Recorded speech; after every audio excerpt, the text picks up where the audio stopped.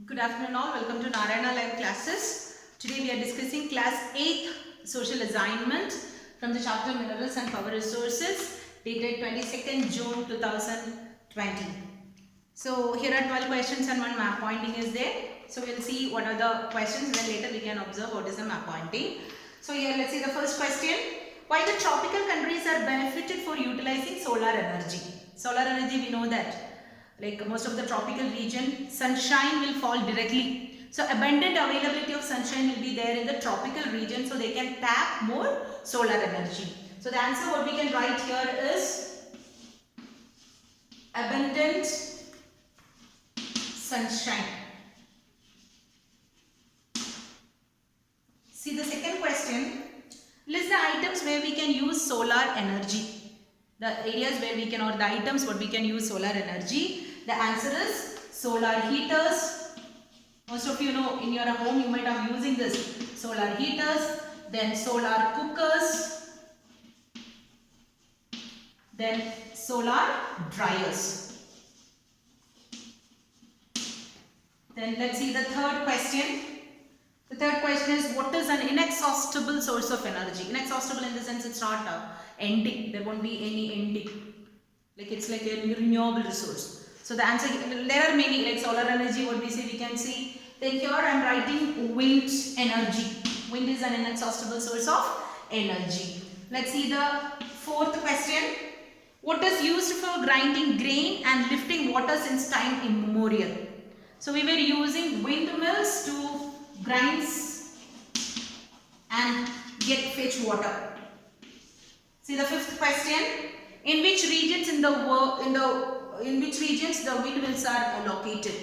So where we can find more windmills? So the answer is most of the coastal regions and mountain passes. The flow of wind will be more where we can easily tap the wind energy, not solar energy, wind energy we can tap more. So the answer what we can write here is coastal region and mountain pass. Sixth question. In which countries wind farms are located? The question is, in which countries the wind farms are found, and name any two. The answer is Netherlands and Germany.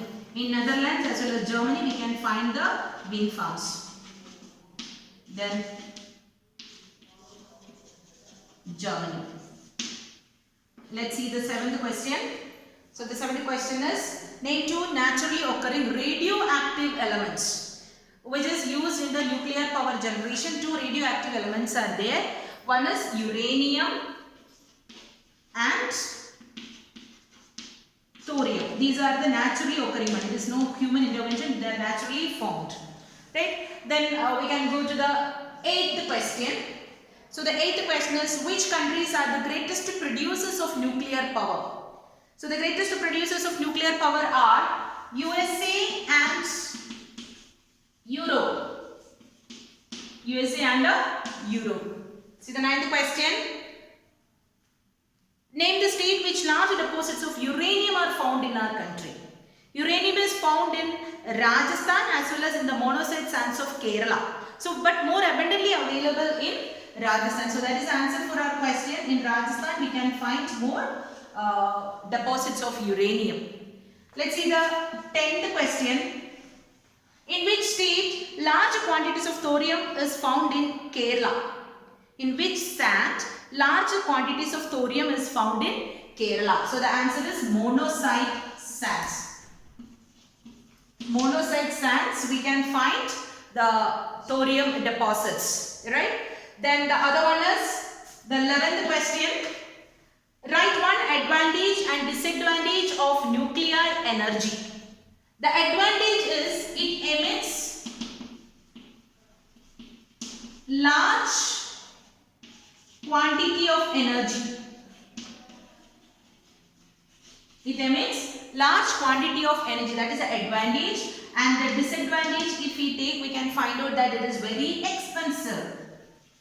The initial costing as well as the maintenance is very expensive. Let's see the last question, the 12th question we can see, that is write one advantage and disadvantage of wind energy. So same way, wind energy, we know that it's naturally occurring one, it is inexhaustible one, so it is a non-polluting one, right? It's a non-polluting, and that is the advantage we can see. And the disadvantage is it disrupts the signals, right? It disrupts the signals. The signals of TV and all were disrupted due to this wind mills.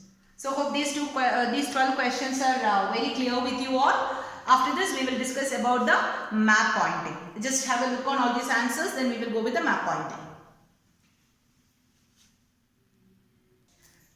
Let's see here the map question. Locate the nuclear power plants in the political map of India.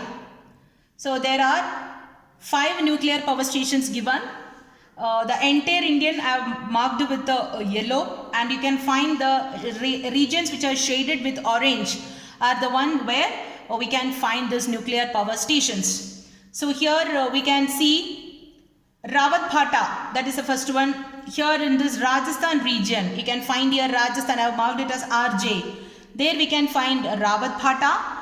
Then the other one Narora, very closer to Rajasthan, Uttar Pradesh is there. There we can find what Narora nuclear power station.